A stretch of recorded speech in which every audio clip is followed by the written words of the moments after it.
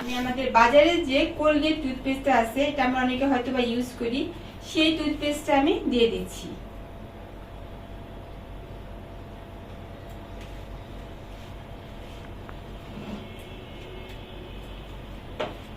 তারপর দ্বিতীয় যে গ্লাসটা আমার পাশে আছে, আমি সেখানে আমার ফরএভার লিভিং কোম্পানির আমাদের যে অ্যালো টুথ জেলটা আছে, আমি সেটা একটু দিয়ে দিচ্ছি।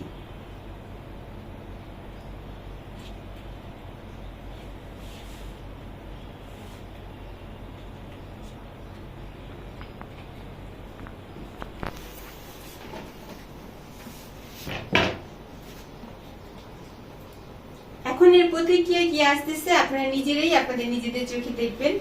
আমি আপনাদের সামনে নিয়ে আসতেছি, আপনারা একটু দেখেন প্লিজ।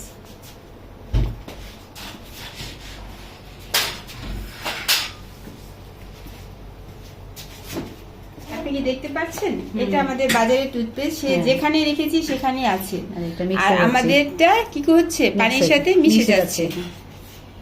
আপনিও দেখেন প্লিজ।